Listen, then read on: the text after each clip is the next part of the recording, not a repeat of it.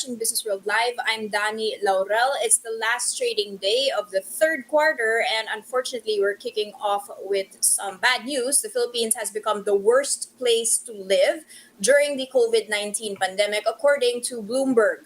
The country ranked dead last in Bloomberg's COVID-19 resilience ranking for the month of September, reflecting the challenges the Philippines is facing from the Delta-driven surge in infections. The monthly snapshot ranks 53 major economies across 12 data points related to virus containment, the economy, and opening up. Bloomberg noted that the Philippines has one of the most stringent lockdowns among the 53 economies, and its international borders remain closed to visitors. The report also said that the country underperforms in terms of COVID containment too, noting that its positivity rate is at 27%. That's only better than Mexico. This metric indicates that the government is only testing the sickest patients for COVID-19 and that there is likely high levels of undetected infection in the community, according to Bloomberg. In the region, the Philippines was the last ASEAN economy in the ranking to start seeing its Delta wave drop, with the peak being recorded in mid-September. Bloomberg also pointed out that the Philippines has a weaker healthcare system, while the most significant impediment to the COVID response is the limited access to vaccines. Meanwhile, the country's unemployment rate is back up to a 4-month high in the month of August. The Philippine Statistics Authority estimates unemployment in August at 8.1%. That's an increase of 1.2 percentage points from a month prior. That translates to a total of 3.8 million unemployed persons aged 15 and over. Back in June, unemployed persons in the Philippines were less than 3.1 million. Meanwhile, the number of underemployed persons decreased by 2.2 million. That's from 8.7 million in July to 6.5 million persons underemployed last month.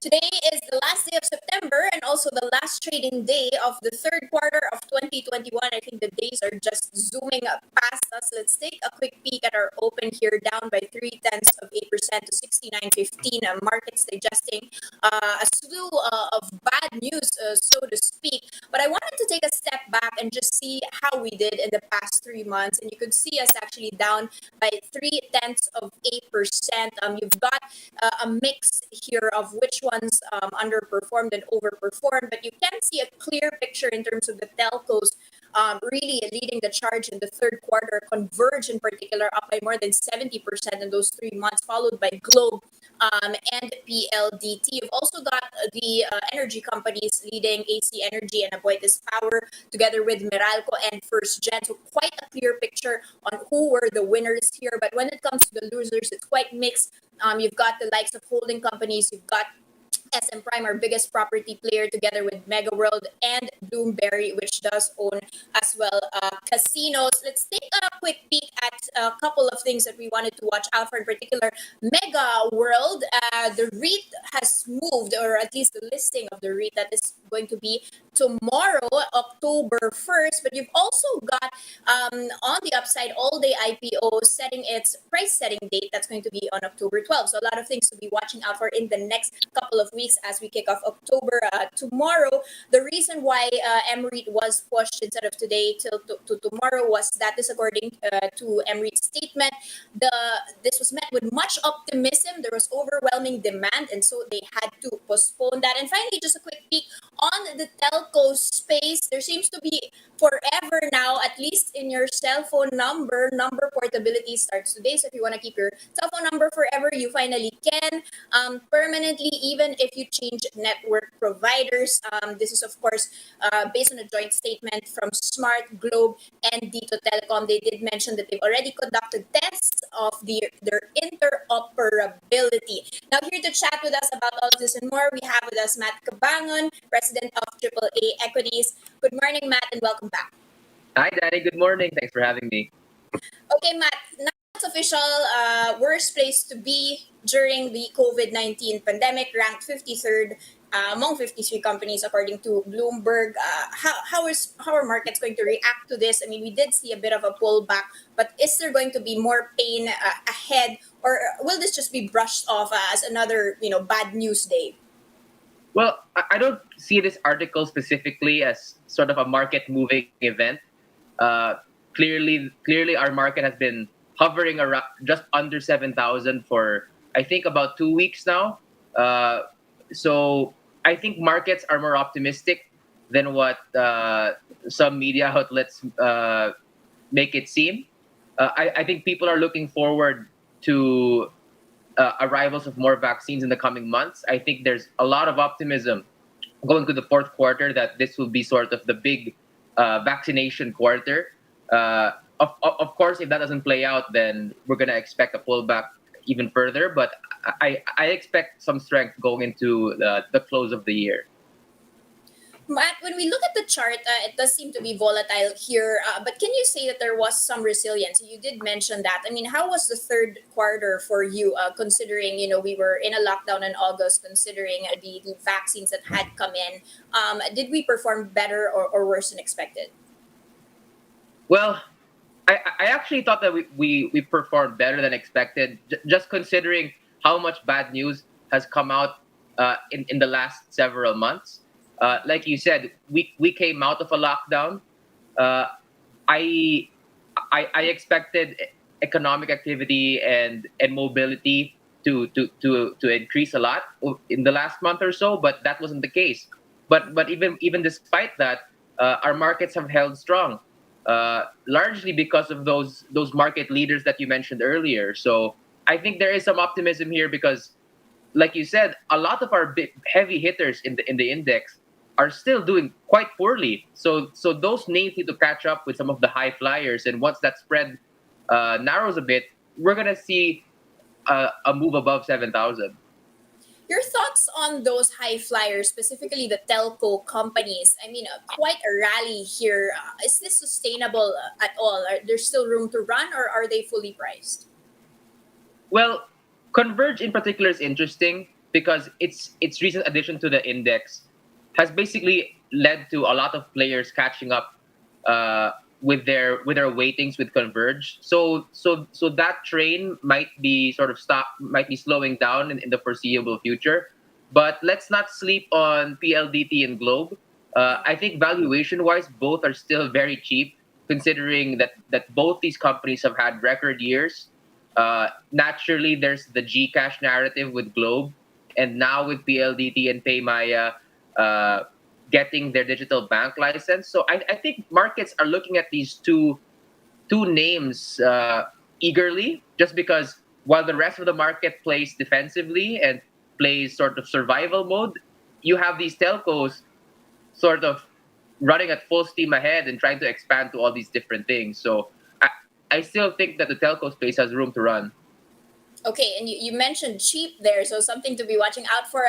Matt, what about all of these issues offshore? You've got quite a sell off in the past couple of days in the US, in particular, with all of those debates on the debt ceiling, possible imminent bankruptcy, basically, or default for the US Treasury. Tell us, how important is that when it comes to our own markets? Will there be any form of contagion?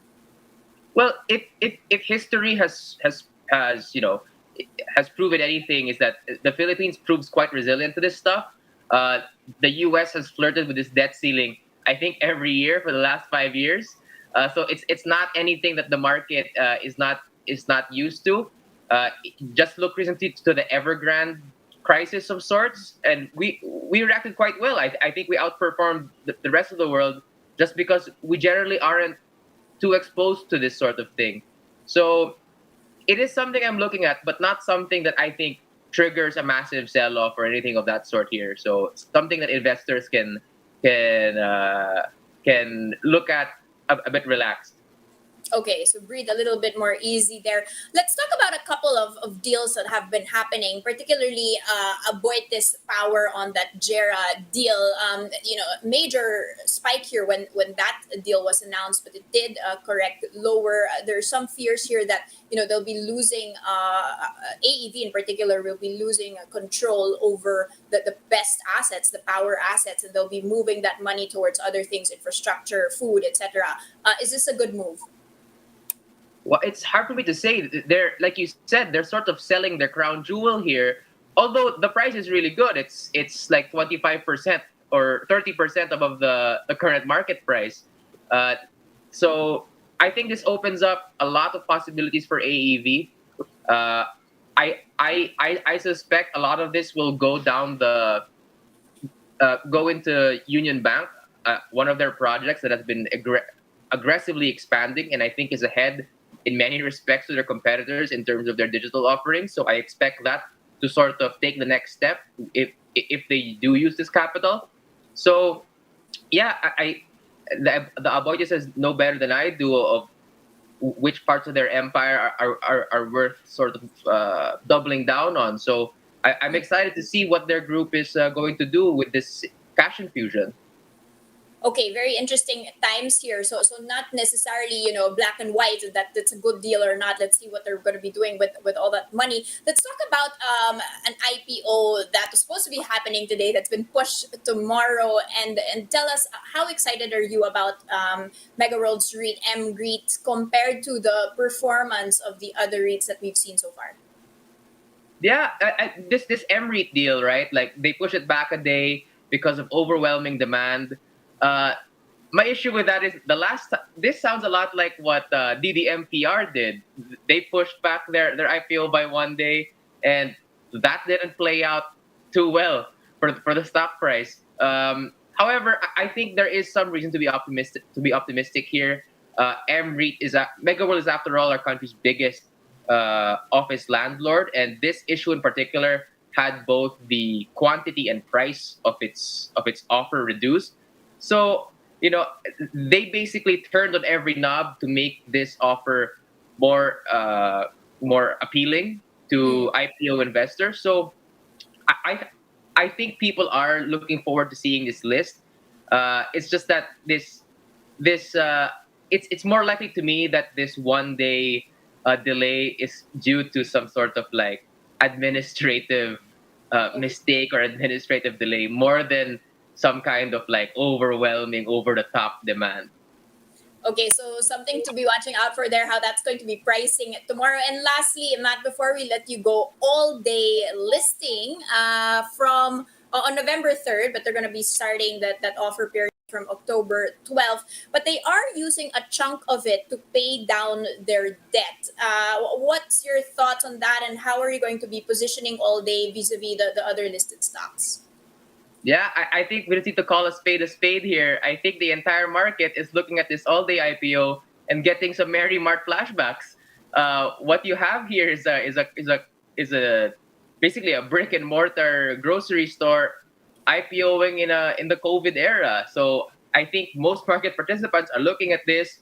It's small float. It's very famous founder and Mr. Manny Villar, and people are thinking, hey, this might be Mary Mart magic again. uh, I think the trouble with these smaller IPOs is that people generally discount the fundamentals. Like you said, a lot of these proceeds are gonna go into debt. They probably haven't had the last 2 years. They haven't had a very good last 2 years, but hey, it's IPO season. It's a small float. It's very reminiscent of a triple ceiling IPO. So I think people are excited for this, regardless of the issues. Okay, very exciting there. Just quick check on Mary Mart there. That might be a peg here, up by 0.8%, 3 pesos and 87. Of course, it had hit 8 pesos at one point in time, as you mentioned. Thank you for those insights, Matt Cabangon, AAA Equities.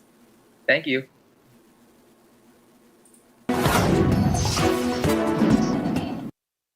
Checking in on our biggest headlines, the trade and tourism departments have issued guidelines on health protocols for indoor and outdoor dining under the alert level system. Now, to prevent transmission of COVID-19, the DTI and DOT's joint memorandum circular provides that restaurants will need to have physical setup and administrative controls.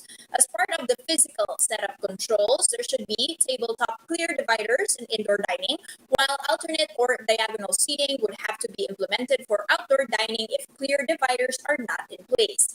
Restaurants should also ensure adequate air exchange in enclosed areas, have sanitation facilities and supplies, as well as maintain physical distancing requirements.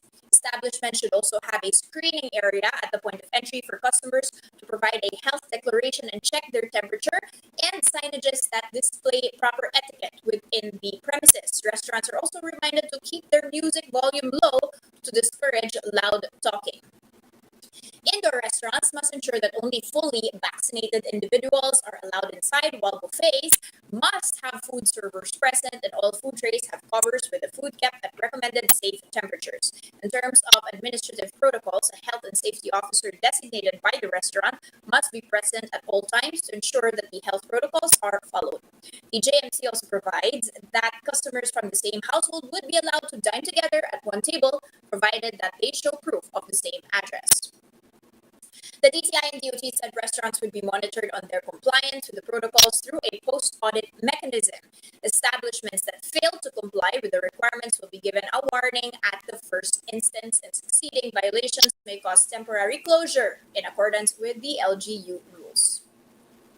10 business and labor groups are urging President Duterte to immediately order the deferment of the hike in SSS contributions. That is in order to help businesses that are still struggling amid the pandemic. Recall that Duterte signed RA 11548 in May, authorizing him to defer the scheduled increase in SSS premium contributions, but the executive order implementing the law has not yet been issued by Malacanang. The group said the SSS is also waiting for the EO before it suspends the premium hike to 13% from the previous 12% of member salaries that took effect in January. They added that postponing the increase would be critical to economic recovery, as it would help sustain cash flow among small businesses.